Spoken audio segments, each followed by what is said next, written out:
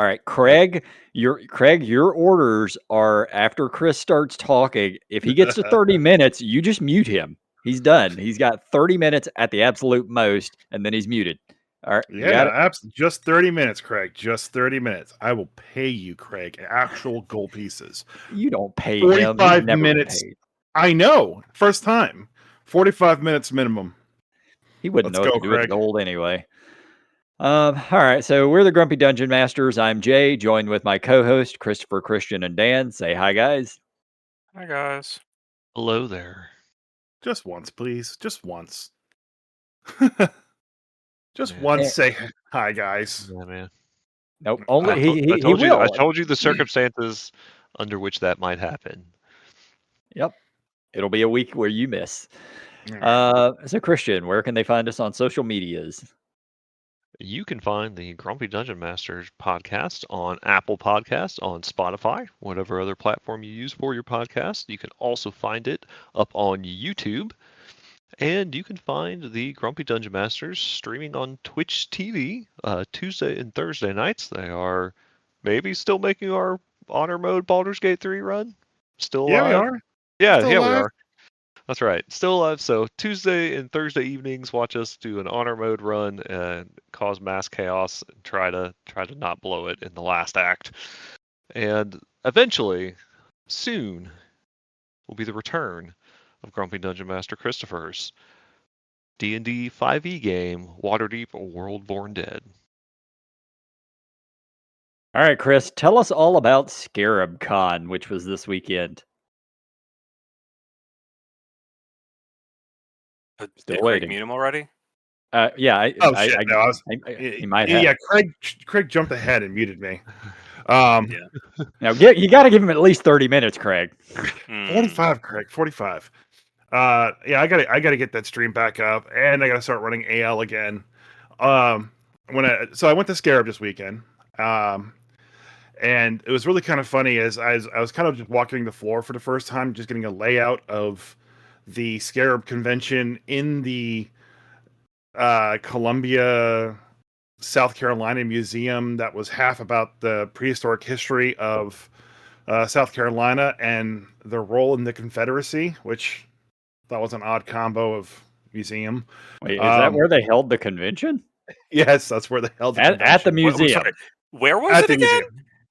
Museum. Like the Columbia Museum of South Carolina, and like it's history museum. Okay. So the Scarab Con badge got you access to Scarab Con and the museum itself. Well, that's cool. All right.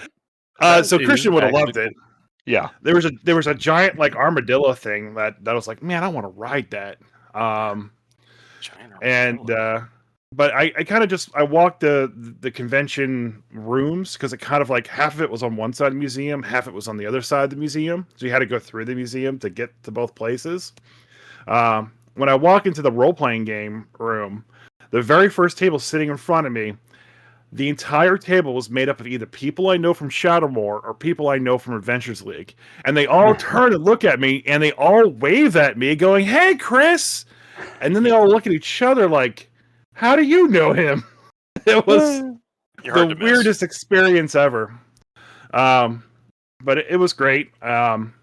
I was just going to go for Saturday, just drive down on Saturday and just play some games and drive back on Saturday. But I was talking with Dave Haddon at Orthane Productions, the Kingdom of Keshnar role-playing game we've talked a ton about. And he was like, "No, man, I'm gonna have you come down on Friday.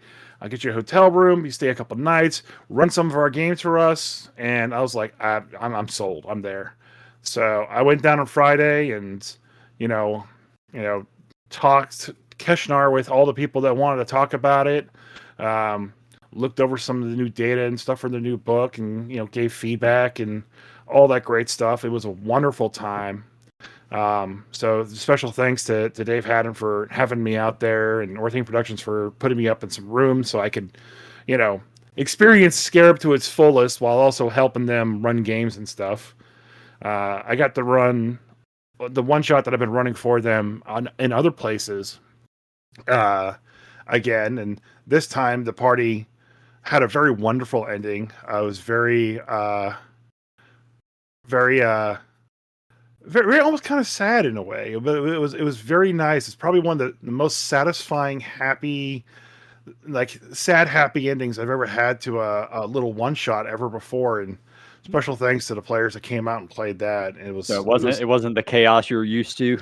no, like I think I mentioned one time in the podcast I had run it and the players ended it where the entire world got destroyed by an apocalyptic, hellscape. Yep. This one was the complete opposite of that, so it was fantastic for that to happen. Hellscape or bust. Hellscape or bust. And it was just great hanging out there. They had a bunch of swag to give away. They had these amazing deck boxes that were, or not deck boxes, dice boxes to kind of hold the Keshinar dice. And they were just giving them away. I was like, wow, this is really cool. It's, it's weird. These are very nice 3D printed dice boxes. And he's like, no, they're not 3D printed. They're made of ash. And well, like you pick it up and you feel it. It's like, this feels like plastic. It's like, no, actually it's made of wood. And if you open it up and feel the inside, yeah, you can feel the wood, but like the engraving that they did, the embossing that they did on the sides, it kind of feels almost, it has like this plasticky smooth feel to it. It's an amazing thing, but honestly, every person that he's handed it to thinks that it's 3D printed. So he's like, I'm just giving them away because I don't like the fact that it feels 3D printed. So he was giving those away. He was giving away some of the Onyx dice from the Kickstarter, some of the big, nice jeweled D20s for people that played. It was just fantastic being able to go out there and help them and play the games and, look over the book. The book looks amazing. They're churning through it. They're going to have it ready for this year for sure. And it's going to be great. The content in it is just absolutely great. It's quite great. I can't wait to start running it too. I really want to, get us all together and run it, and it's going to be a lot of fun. And I got to meet some of the other people that actually work for Thane, so that was great. Other things related to Scarab Con. I met a couple awesome vendors. There's a vendor local to me here in Charleston called Weird Woodworking, and he was making dice boxes and dice trays and other like almost Magic the Gathering style deck boxes and whatnot for his stuff, and got to chat with him. He was pretty cool. Had another place called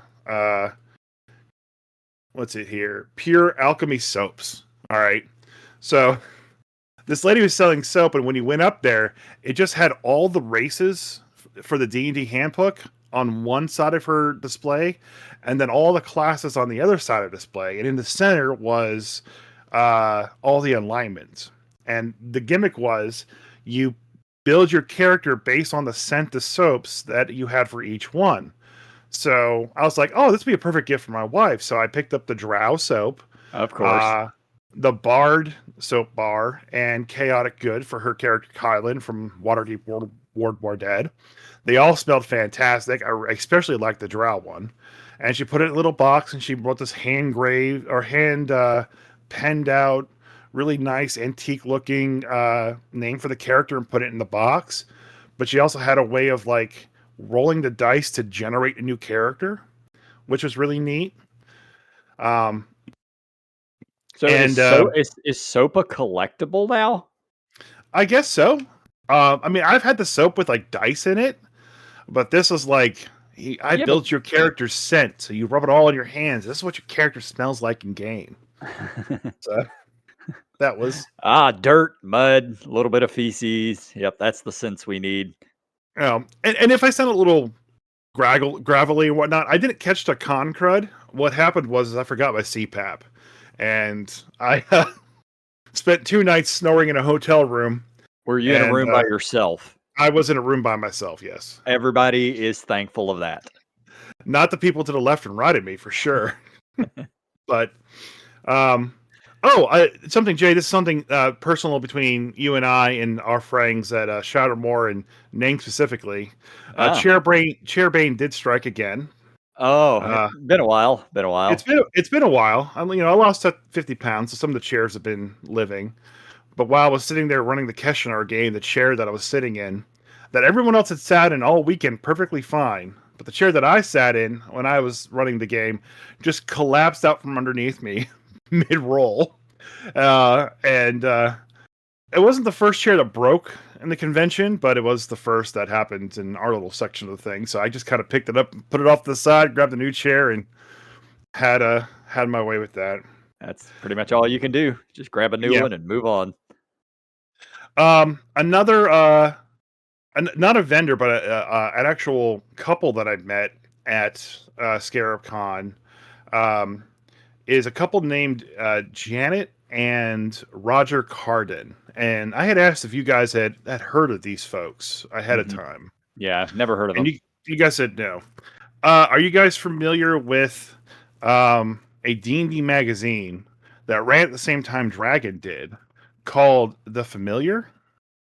I am unfamiliar with The Familiar. I'm not. Well, this guy, not heard of that. This guy, Roger Carden, and his wife Janet Carden, basically ran a tabletop role-playing game magazine around the same time Gary Gygax and all them were running the Dragon magazine. And this was pitched as the intelligent choice for role players. Looks like looks like 1990s. From the artwork. So it was a competing magazine to Dragon that was not just D&D related, but other tabletops related. Mm-hmm. And he actually knew and met and talked with Gary Gygax quite a lot, because Gary Gygax read his magazine and liked the work that he did. And these two, the Cardens, they have their own podcast called The Halfling and the Spaceman. So I had to give that a listen. And when I was talking with them, we actually went out to dinner with them and had a wonderful evening just chatting about tabletop and just kind of just being grumpy dungeon masters, honestly, at the end of the day.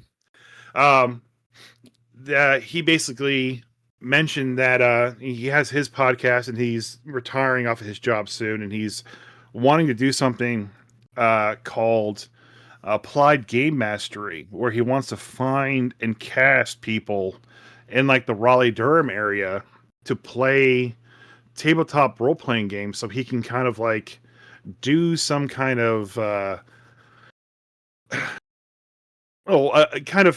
real play style game where he's going to teach people how to game master for the new generation, while also helping people like him who are the old guard of D&D get used to the new players that play tabletop games. That's a good idea. He gave me his contact information, and I said I'd help him out, try to find some people for his game. Because unfortunately, I don't live in the Raleigh-Durham area, but I know a lot of people who do. Yeah, we know a lot of people in the Raleigh area. So I got his flyer and whatnot, and invited him to be on our podcast. They invited us to be on their podcast. And it was just great talking with some people that have been playing tabletop that wasn't you guys. Getting a different perspective. Some other old grognards, yeah. Wow. Yeah. Great. I see how it is. It was just great. We just sat there and we chatted about just the different experiences and the things we've done, and it's just weird situations that we've handled. He doesn't he loves session zeros, but he hates the X card. He wants to develop a better X card style thing. And what is X card? Some games they set up a session zero, so if something comes up, a topic or situation that's too stressful for you, you hold up a card that has an X on it, and the DM knows to stop that conversation and move on to something else. It's kind of with Shadowmoor when we have our okay question. Yeah, that worked out great. That worked out so good. So we talked about different ways people were doing that. That was his current hot topic that he wants to be grumpy about. And I talked about how we had discussed session zeros years ago and stuff like that. So definitely check out their podcast, The Halfling and the Spaceman. They're wonderful people to talk to and just listen to. And, it's just really fun just to get that old perspective on games and stuff like that. And it was just great meeting them.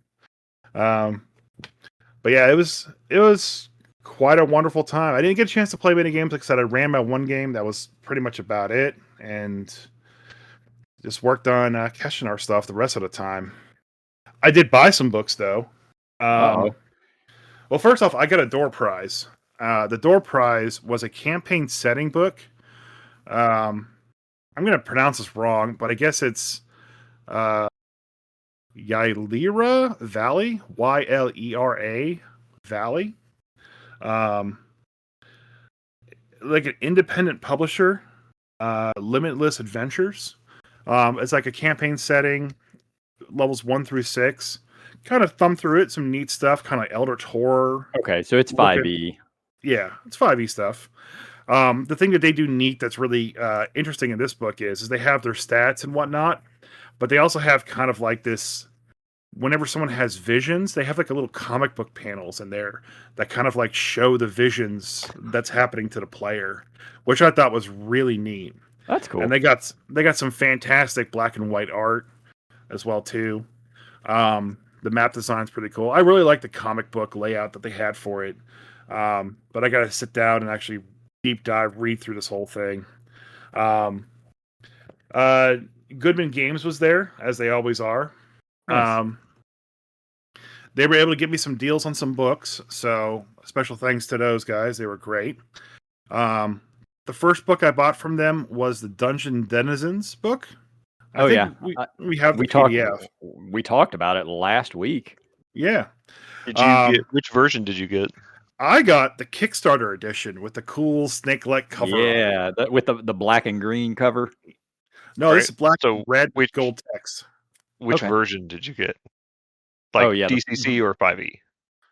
Do you have to ask that with me? Yeah, I mean, I don't, have a pretty good idea, but We're hoping that you've changed your evil ways.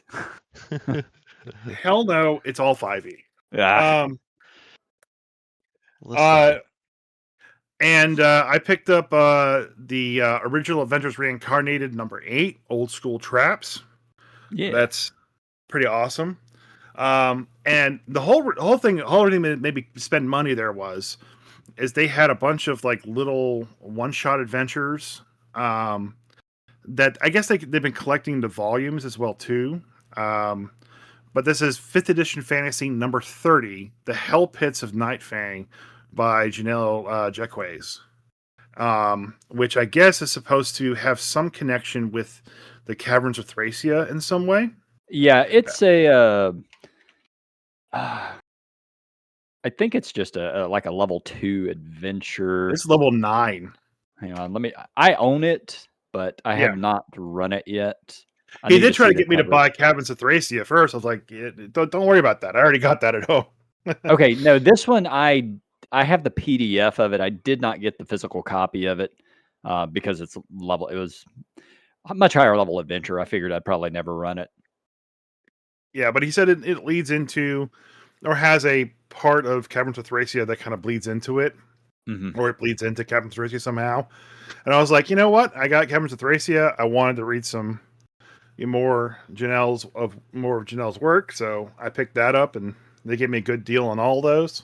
I kind of approached him and was like, hey man, you have all this 5e stuff here, and they had like the Dark Tower collection set, all the compendium of these one-shot adventures. They had 4 volumes of that.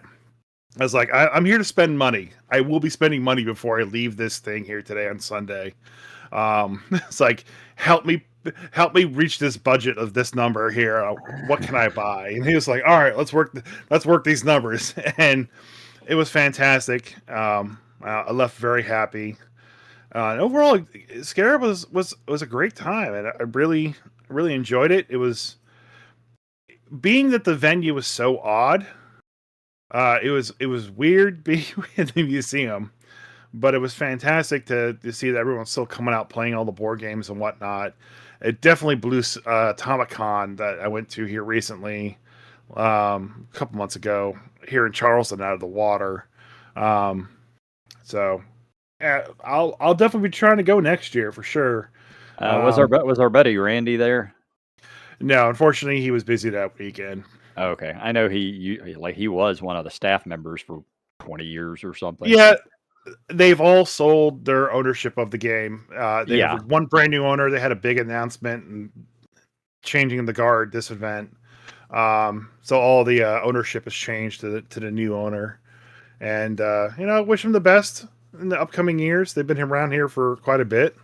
I got my Scarab Year die, which is always great to have, and spent a little bit of money. Got the special pink version as well for my daughter. But yeah, it was great. Oh, I did buy something for my daughter. I was about to ask, did you find another miniature for her? No, one of the vendors, I can't remember their name. I don't have their card, but they basically were 3D printing a very weird kind of 3D print where like it's almost like a 4x4 like picture or a 2x3 bookmark, and like they layer it out in color layers. And so like they had like like Deadpool, Wolverine, and like they would print out each layer almost like screen printing a T-shirt almost.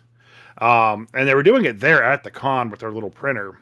So I got her a series of Eevee bookmarks of different evolutions, but they had a bunch of stuff like D20s and mimics and whatnot. They were all kind of like really cool, like almost textured 3D prints, and it was really kind of cool picking those up, and you could hang them on the wall and whatnot. They look pretty neat. But I don't need more things to hang on my wall, so I got a bunch of stuff in here. But my daughter's been reading a lot more fantasy books, so I got her some bookmarks, so I'm happy with that. Good deal. So I did the obligatory parent thing where I got my kid and my wife something, so they're not mad at me for being gone and having fun by myself for 2 days. Yeah, you have to bring back presents. It's very important. Yeah. Oh, I did have a final question for you guys about this. So back to the Halfling and the Spaceman and their old magazine, The Familiar. Like I said, he gave me a copy of issue number 9. But it's sealed in the original bag. All right. So on one hand, I want to crack this bag open. I want to read this magazine. On the other hand, I want to leave it sealed in the bag forever because it got this really cool Dragonlance advert on the back. And it just like it's in the bag. It's like pristine condition, but I want to read it. What should I do, guys? I'll let them answer first, and then I'll answer. How attached to it are you? I love it. It's mine now. But if I open the package, it loses its value. Well, it only matters if you intend to resell it. First off, it only matters if you intend to resell it. Second off, how valuable is this magazine? Because none of the other three of us had even heard of it. Okay. Well, the sticker price is $3.50, so at least that much. So as somebody who literally makes their living in the collectibles market, there's only maybe a dozen copies of the Familiar magazine listed on eBay. There are 0 solds, and the highest price is about $20. So crack it open, man. For the Familiar number 9, yeah. If you really want to keep that one that you got personally given by the creator, keep it, and then order this one on eBay for $12. Or so that. You can actually read it. Okay. Yeah. More to the point, you're not really going to keep it as a collectible or something you might resell because it was a gift, and you'd be kind of an ass to sell something on eBay or something that someone just gifted to you. Well, yeah, but the same token, if he wants, I'm definitely never going to sell it for sure. There's on the other hand, like you have the readable, you have the copy you read, and you have the copy that you have on your shelf. It's like people collect like Beatles records. You have the playing copy, and you have the mint condition copy of the White Album that's worth $10,000. Like different categories, but it's the same sort of thing. Yeah. But that being said, the Familiar magazine is not.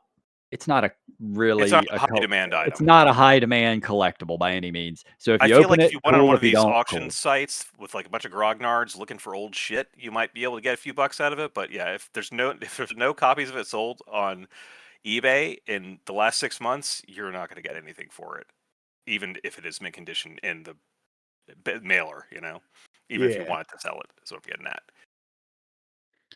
Because I asked him what should I do, and he goes, "That is a weird conundrum. I haven't thought about that." Well, we've told you what we would do. You do whatever you're gonna do, man. But yeah. So it's gonna be fun talking with them. It was a joy talking with them. So I can't wait for you guys to get introduced to them. Are you going to GaryCon? They said that they're going to try to make it out to GaryCon. They're doing a con circuit this year. The GaryCon wasn't on their list originally. I hope you pitched it to them very heavily. I didn't have to. David Haddon did. As long as somebody did. I do love some GaryCon. Okay, so the Familiar issue number 1 started in 1994. So I mean, they were a good 15 years after the first, Dragon, yeah. Dragon magazine. Gygax was long gone from TSR at that time too. But there were actually other magazines at that time. I think White Wolf had their own magazine. Yeah. But I think that around 94 is around the time I think that basically TSR buckled down. If it was not a TSR product, they didn't publish anything about it. Whereas in the 70s and early 80s, you had stuff from ICE and you had stuff from a Young Games Workshop publishing stuff in there too. And you have all kinds of space and Star Trek futuristic sort of adventures and stuff posted in Dragon magazine, because they didn't have enough product just to write for D&D at the time. Yeah. But by the 90s, they sure as hell did. Yeah, but they still accepted ad money from a lot of other people. True. I would Mostly accept ad money right now. And miniatures and stuff like that, but yeah. I'll be more than happy to accept ad money. All right, I think Craig's about to cut off Chris. No, am I at 30 minutes or 45? No, you're at 40, dude. I mean, listen, you didn't slip him any gold pieces. I didn't hear the jingle jangle, so. Oh. Well, we'll move on. That was Scarab Con. Dan, you want to go ahead since you're already talking? Sure. Yeah. Well, two things. One, Kristian, do you want to cover Shadow Dark, since we actually played this week and we had a special guest appearance this week? That is not a special guest appearance. That is going to be a recurring appearance. Wow, we're gonna bury the lead, man. I love to ruin everybody's fun. You know this. Fucking ruined. Well, I like to see. No, you go. Showed up. I run the game, so I prefer that the people that are playing it talk about the experience. I always like to see that. So Kristian is running a Planescape game using Shadow Dark, and our second level asses in Shadow Dark have found our way into the Abyss to deliver a message to somebody. That somebody is, I don't know, some sort of dark lady that lives in the first layer of the Abyss. I'm sure it's fine. And we had to flee a bunch of demons because we're, again, a party of level 2 chuds crawling across the Abyss. Run into this random dwarf guy with a ninja chain on the steps of this temple, who's also running from demons or maybe sorcerers. It's hard to know. And we decide, okay, fuck it. We don't know what's in this temple or this library or archive or whatever, but we know what's out here, and what's out here is terrible. So let's go in there.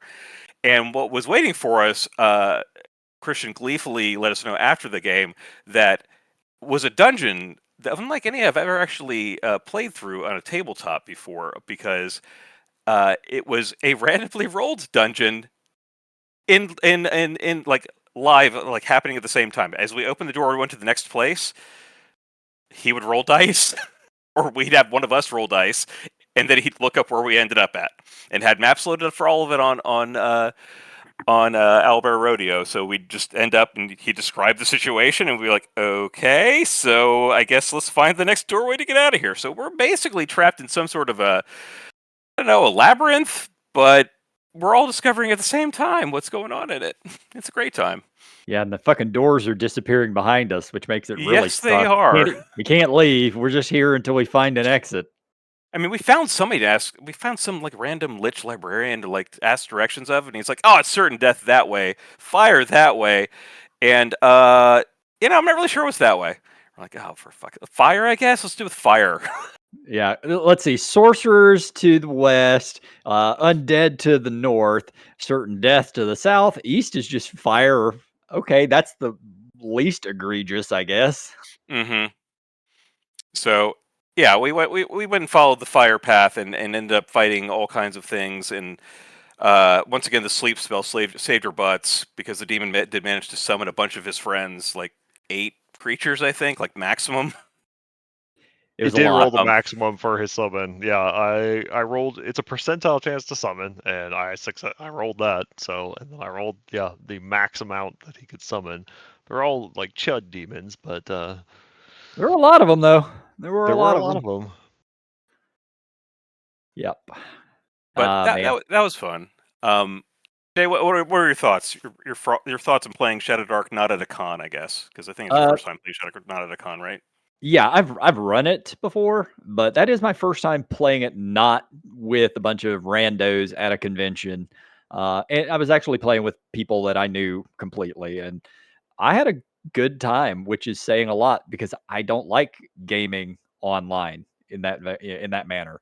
But it was enjoyable. It kept me focused, because we weren't playing for a huge amount of time, 2.5, 3 hours or so, which that seems like a good amount of time to play. And then fucking Shadow Dark, man, the necessity for light in that game is such a cruncher. Like I'm like every conversation where we start bogging down, I'm like, I'm just thinking we need to keep going. Let's just go. Don't have time for this. We got to figure this shit out. There were several times, and it always comes up. Like there's several times where veteran D&D players, either of like modern editions or even older editions, where like time really isn't a factor. Like, we had two people that were just basically waxing philosophical about what could be up ahead and what we should do. Maybe we should go back here and poke around over that. And we're like, we do not have time. We have 3 torches and 2 flasks of oil. We do not have time to fuck around. Yeah, Like, you don't know what lies in this darkness. Like, literally, it's scary when there's a light. Yeah, I think at the point we're at, we have like most of 1 flask of oil left and a torch. Like we don't have but maybe an hour worth of light left. So we gotta go. Yep. I'm just gonna be running through shit. Yeah. Like you guys still have a light spell. I think you successfully cast your light spell. I tried casting light spell the previous day and failed, but today I did cast it successfully. So yeah. Okay. So you got that in the back pocket. But man, that's still like normally it's like a 50-50 shot for somebody to roll. But for me, it's like, I don't know, it's 25% chance I'll actually succeed. So you'll see. At least I didn't nat one at this time, knock on wood. However, it was a big gaming weekend because Kristian and I actually got together in person with a friend of ours who ran Fabula Ultima. Have you guys heard of this? Read about this? Know about this? I only know about it because you guys mentioned it yesterday. Okay. Well, if you have not heard about it, it is a game that was kickstarted back in 2022 by an Italian game designer. And they were clearly big fans of Japanese RPGs. So Final Fantasy and anything sort of tangentially related to that, Secret of Mana, things like that. But this game system could easily be adapted to anything anime for that matter. But I haven't really watched much in the way of anime unless you consider like Avatar: The Last Airbender anime. It's more Nickelodeon. Yeah, I really don't. Like, I don't know, 20, 30 years. So, but I will say that the system itself really intuitive, and we ran through basically the starter adventure, and probably the best learning experience on a tabletop RPG I've ever had. Because the way that the adventure unfolds, essentially you have a character sheet. Character sheet's already all filled out. And the way the adventure unfolds, essentially you have 8 phases of the adventure. And each one of those phases, something else in your character sheet unlocks that you need to use. So at first it's the traits. Okay, so you've got your traits, you're going to use these things, and then you continue on down, like eventually, the 4th encounter, you end up meeting a merchant, so you unlock how to use your inventory. And it's very JRPG, where it's like, you have 6 inventory slots, and you can use those inventory slots to have a, what wasn't mana potion, it was what was it called, Kristian? So you Mind had a potion or mind something like potion, that. yeah. You Yeah. didn't track any sort of inventory. You just had inventory points, and then when you needed something Hmm. like a healing potion, or something like a status removal, or it's Final Fantasy. You need HP or you need mana. Right? It's whenever you Yeah. get run low on one, you pop your potion and Mhm. heal up, and that's what Yeah. that allowed you to do. And the dice rolling is very simple. Essentially, you either use D6s, D8s, D10s, or D12s based upon whatever stat or attribute you're rolling off of. And essentially, roll two of them, add them together for whatever the thing you're trying to roll for to see whether you succeed. Maybe there's a plus, maybe there's not. Uh, and for damage, it was typically just a static number plus whatever the high die was on your two dice. So if you're rolling a D10 and a D6, and you roll the 10 on one and a 3 on the other, you take the 10 and you add the +8 or whatever it is that you're doing. But it had very much had the feel of playing a JRPG, in that battles were very swingy. You don't have many hit points, and when you level up, you certainly don't gain many hit points. Like, it was kind of unique in that you start off at level 5, but the way it works is that essentially it's sort of a kind of a false thing. It says you're starting off at level 5, but what it means is you get to choose 5 abilities to start your character with from 2 to 3 different character classes. And there's 15 character classes. So basically, everyone can kind of overlap if they want to, or they can be completely unique. Like, I was the tinkerer / sharpshooter, so I had like a pair of I had a pistol that I could, split shoot 2 different targets at the same time, but it cost me mind points to do so. And I had a bit of alchemy, so I had 2 extra inventory slots so that I could make extra potions. And when I make my potions, I could split my potion to apply it to 2 different people. So if the healer got dropped and I'm also injured, I could split the potion between the two of us. It's literally called like potion rain. And the abilities were just so easy to just understand. Like, I did not read the book at all before I started playing the game. Nobody did, and we all picked it up within 5 minutes. And I feel like if we wanted to make a character, I think that would probably be a 10-minute endeavor at tops. So it had all of the best parts of being simple, but also very much very very interesting in narrative. I feel like it was one of those games. Like, what was one of those games that I was talking about earlier, about very narrative driven, like Blades in the Dark. Blades What's in the the other one? Dark. Yeah. There's another one that's very narrative driven. Powered by the Apocalypse. Powered by the Apocalypse. So essentially, like, you do something, and basically you tell the DM what you want to happen, or there's actually the person behind the bar because of blah. Like, it had a little bit of that, but you didn't have to just like be making up a story the entire time. Like, you could spend a Fabula point in order to do a thing, and you can basically describe how this works. So basically, the DM has an outline of the adventure, and then you will fill in the blanks as you go along, and essentially you will help cooperatively tell the story, rather than just the DM, read out a wall of text and describe, like, this big crater with this big purple beam that blasted your airship out of the sky. Now you must go investigate it. But the description of the airship is not there. So my inventor's like, oh, it's got sails, and we're getting blasted out of the sky. I'm going to try to turn those sails into a makeshift parachute using the crew that I rolled, double ones because it's me, and that didn't happen. So, like, then the noble goes around and tries to get all of the sailors to try to right the ship, and get this thing on the ground as safely as possible, and double success, and you managed to do it. So, like, it was a very fun and very intuitive system to play. It had enough narrative option to it that I liked it, but it was not one of those things where, like, if you're not into like just improving the entire time, you're not going to rely on it. If you want to be the guy that just shows up and, like, you're the guy that just really is really into JRPGs, you're still going to love it, because the art in the book is fabulous. It looks just like you're playing a JRPG. Like, literally, the items look like pixelated 8-bit items from Final Fantasy 1. Like the Ring of Sorcery just looks like a very pixelated looking ring. Everything just kind of looks the way it should, or the way you think it should. And I did, before I got onto that, I did do a little bit of research. And apparently this was based on a game called what's it called?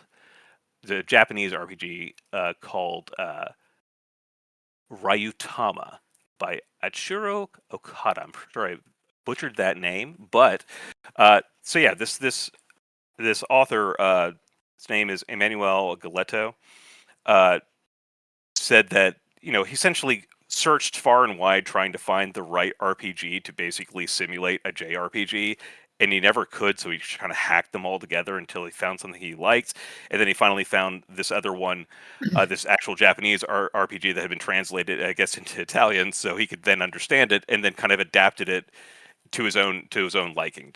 And But what was it called again? Ryutama, a pastoral Japanese tabletop RPG about traveling a natural world as merchants and minstrels. Ryuutama. yeah. There you go. But apparently this game's been fairly successful because it initially got Kickstarter in 2022. Was published. They basically sold out of it. Our friends at Modifius started selling it in the Americas. They do the Dune system, the Blade Conan, Runner. Blade Runner, Star Trek, things like that. And they've since also done another Kickstarter, which came up with essentially the core book. Will give you basically a base adventure and how to build these characters and the 15 classes, etc., and so on. And it's enough to really just, if you have a good imagination, or even if you just want to just run Final Fantasy 1 through 7 for somebody, you could totally do that with this with the book. However, they came out with the other books, and the other books are Fabula Ultima TTRPG Atlas.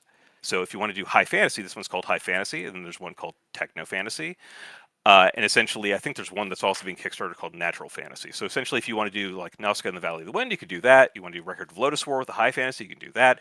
You want to do Techno Fantasy, and you want to do like, I don't know, somebody name it an anime that is high techno fantasy, like Battle there's Angel several Alita or of the something. Final Fantasy games that Or lean yeah, into the even more steampunk. modern Final Fantasy games too, I guess.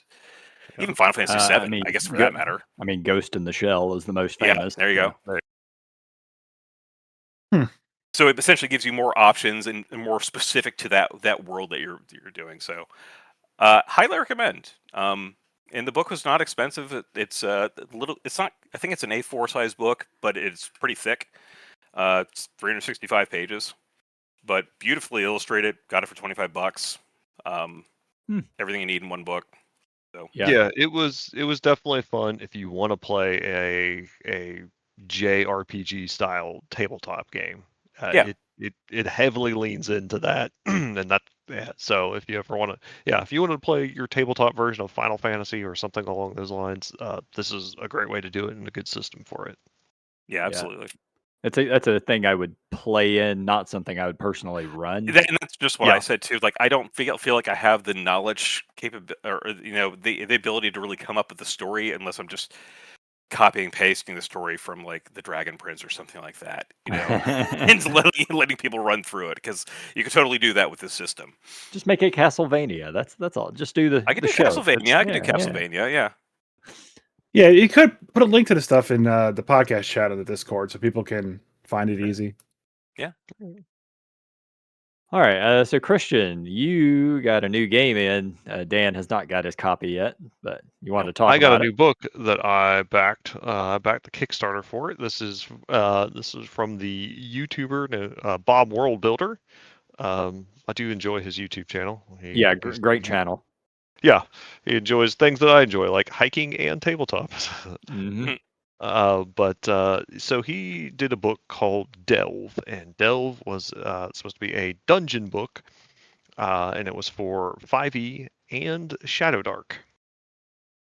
And the book, I'll say the book is beautiful to look at. Like, they did a top-notch job on the physical production quality of this book. It is a really nice-looking book.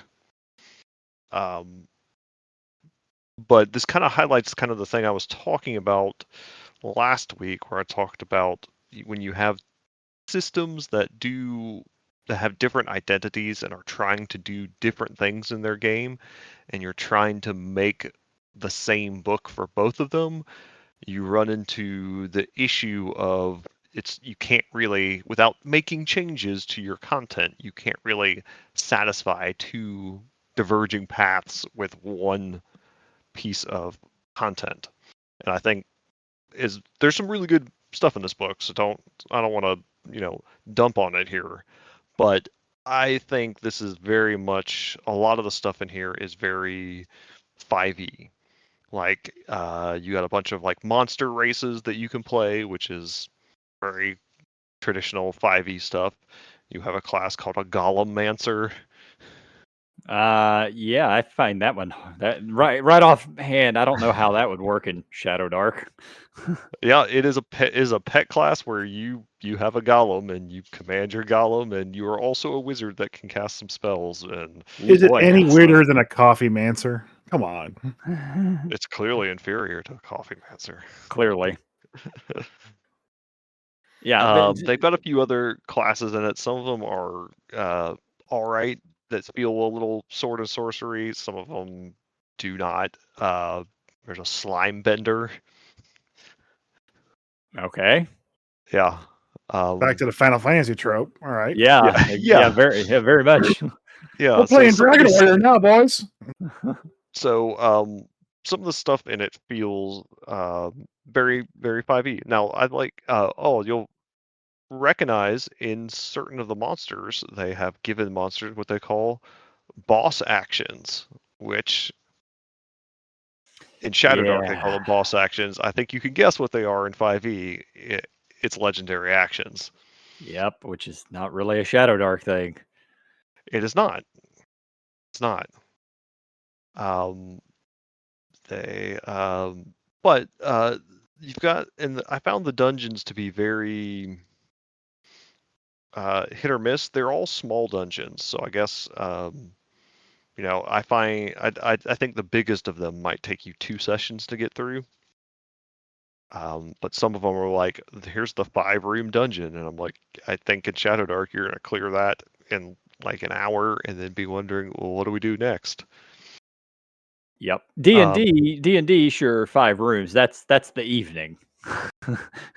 Yeah, right. But because in each of those rooms, if there's a combat, that's that's your night to go. But some of these, like, it's got a bunch of dungeons in them, and some of them feel very Shadow Dark, where there are things to interact with, puzzles to solve, people to talk to, and some of them are like, you come into a room and the monsters attack.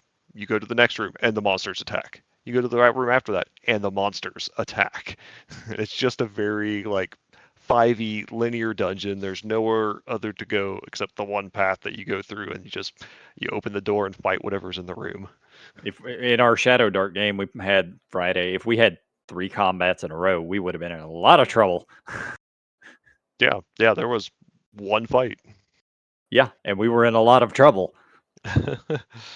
But and then the art in it, I don't mind for people to. I don't think every Shadow Dark product has to follow the arcane library of doing all black and white. And even Kelsey's mentioned that in the Discord, that she would love to see some of the third party people find their own kind of style and voice.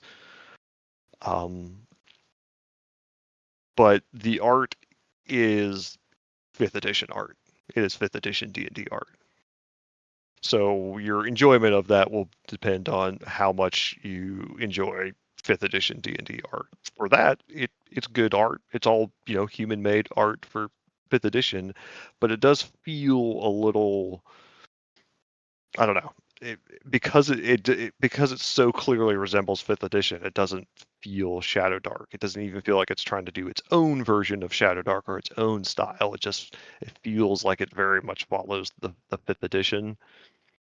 It is as far as like the layout. The layout is done in a really nice style. I like how they lay out rooms, or they give you something to read, and then they've got the things of interest for you either bolded or underlined, and then there's additional details that you can easily look and see when they go, oh, okay, what about the silver bell? And you just go to that section, oh, the silver bell, it's right there, and then you can get more information if they ask about that.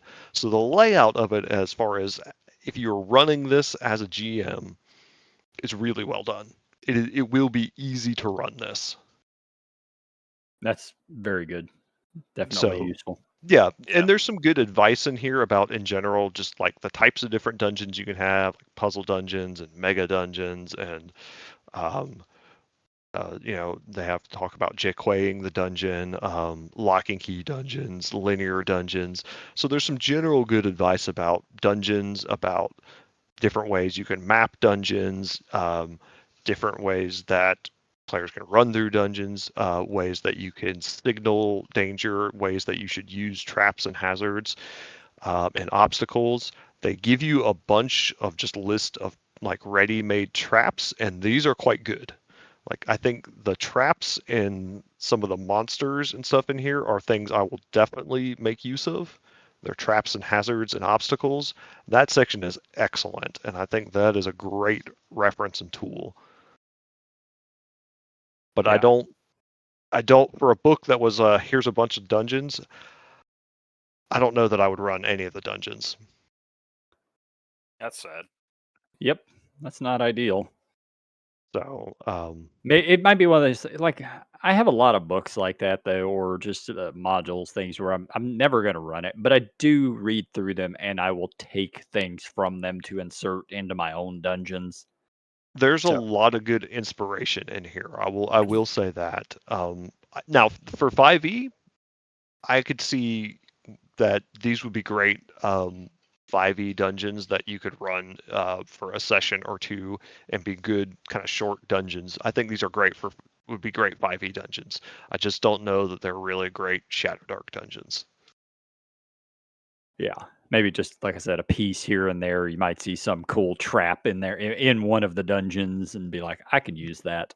There's a lot of great inspiration in here for Shadowdark, and so that I will like their traps and their dungeon advice even, and some of the monsters are quite cool. I don't think I want to use the ones with boss actions, but there are some other really cool monsters in here that will be fun to use. There's some of the magic items are they're hit or miss for me. Some of them feel like you can tell this is a 5e magic item. Mm-hmm. So I don't know about that, but there's a lot of good stuff in here. But I think this kind of definitely highlighted for me that like this was a 5e book first, and I just don't. When you got systems that are that far apart and as far as procedures and goals, it's really hard to make a adventure or dungeon that works for both of them without altering it for each different type of system. Yeah. Yep. I get it. All right. So I was running Caverns of Thracia last night. I have an encounter I want to ask you guys about and see how you would have handled it. So Caverns of Thracia, I'm running it, and I had read ahead. I knew the dangers of the encounter, and my players were looting a room, which triggers a guardian in the next room. All right, so the guardian is Dungeon Crawl Classics, AC 14, 48 hit points or so. He's this big stone golem type creature. My players are level 2. So I think the biggest one has like 22 hit points or something. So not a lot of hit points. It could do one of two actions. It can either attack, which is it hits reasonably hard, or 4 times a day it can use a breath weapon, which is a cone attack of fire with 90 feet of range on this thing. 4 times a day it can do this, and it deals 6d8 damage. So realize one use of this breath weapon will probably kill every single person in the party. Right. It can just do this 4 times a day. Oh my god. So how would you guys run that encounter? Knowing that it's probably just going to wipe the whole party. So you said that they activated it and this golem activates in the next room? Yeah, stone golem thing. yeah, they didn't know about it. It was behind a secret door. Um, What you got to do is you got to basically telegraph the encounter. This thing's a huge, multi-ton stone golem that is, rumbling in the next room over, and essentially quaking the ground. And they kind of shake it. They can hear this thing moving. Um, and if they want to stick around and take the physical challenge, that might just be up to them. If not, if they haven't encountered it yet, they can still run. yeah, that's one way it could have handled it. So, See how they was did. there any, I mean, that is one way I could have handled it. It's not how I handled it, but Okay, that's was fair. there any clue or way of them knowing no. that there was, by looting this room or going in this room or whatever, that they were going to trigger something? No. So the room, it was Or is it just a gotcha? it was very much kind of a gotcha. Well, okay, the only thing that could have tipped them off is every time they looted a gem. So there were 8 statues that had gems for eyes. Every time they looted a gem, I rolled 2 dice behind. And obviously they can't see my dice or my rolls. And basically every gem increased the percentage chance that this thing triggers by 1%. I think they got like 8 or 9 gems before I rolled low enough to activate it. Right, but there's no, like, the gems don't make like a Nope. rumbling in the game that the players can go, huh, something happened when I took a gem. Like, there's Yeah. no sign to them in the Nothing. world that. Yeah, see, I don't love gotcha stuff like that because there's no way of them to know that they're making a dangerous decision. Yeah. So, yeah, I think, man, I would probably, because it's kind of a gotcha, and I don't really love that. It's not a player made a decision and they're facing the consequences of it. This is not anything like that. They just saw stuff. There wasn't any warning that doing this thing was bad. So I might have it kind of, if it's going to come out into the room where they are, or is it just kind of waiting and lying in wait for them to go to the next room? It's in the next room, hidden behind a secret door. And when it triggers, then it just rushes up the stairs and attacks them. Okay, so it's going to rush up there. I think I would definitely signal the approach of it, and maybe even if it's got this devastating breath weapon, use it in a way that like annihilates some of the statues or something in the room they're in to make the room unsafe, and give them the sense that this thing has attacks that are extremely potent, and then let them make a decision. And if they choose to fight, well, they have chosen knowing the capabilities of this thing, and that's on them. All right. So Chris, what would you do? All right. I have an honest question Sure. for you. Have you ever been walking through the woods? Okay. Blissfully just unaware of the environment around you, but taking it all in at the same time. Nature at its finest, a nice spring day, a warm day, and maybe you're on a bike, but you're in the middle of a forest. You've been hiking for a while. It's miles to your car. Have you ever been in that situation before? No, because I live in Alabama and I worry about rattlesnakes and copperheads and all sorts of shit. So I'm never Okay. blissfully unaware. Okay. So, but have you ever been hiking before? Many times, yes. Okay. Um, Going off your rattlesnake, have you ever just been hiking and all of a sudden rattling out of nowhere? No, but I have almost stepped on a copperhead before. Okay, you've had almost. So, situations with wild beasts just happen, right? Yep. Okay. So, just a quick story. I was one day in the Adirondack Mountains hiking. It wasn't hiking. I was on my mountain bike going up a hiking trail. And when you get to the top of the hill, there's a little lean-to, and there's this massive, awesome, like really cool road that you can just bike down real fast. And I had taken it a bunch of times, and it was awesome. While biking up the hill through the forest, out of fucking nowhere, a black bear starts to charge me. Okay. And I shit you not, I probably shit myself, but I fell down, got to my feet, got back on the bike, and I went down the hard hiking trail on my bike until I reached the bottom, never looking back at all. Okay? That bear gave me no warning, and I swear it got within swiping distance. I knew the second that bear showed up, I needed to run. I'm a large man, I'm a fat man. A bear will kill me. I could take one now 100% because I'm a father, and fathers can beat up bears. But at that point in time, when I was just a young, supple, tender teenager, I had to run. That bear did not have his stats adjusted. He was not provided warnings. He was running at me as the raw book demanded him from nature. He was going to eat me.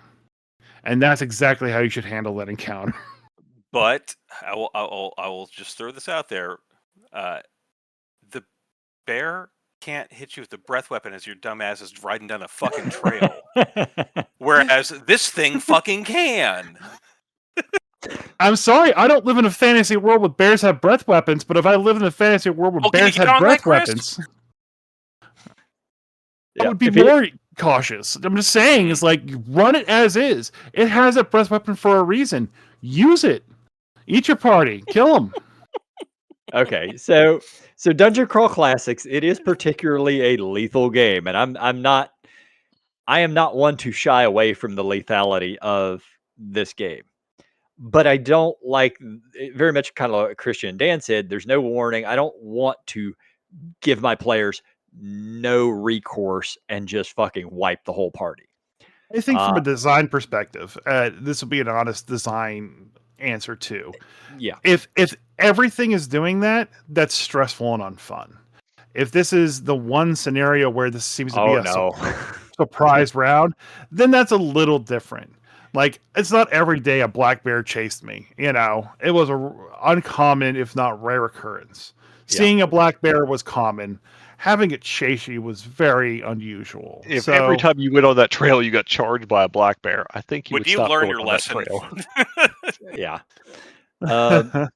Let's just say this encounter is not uncommon in the caverns of Thracia.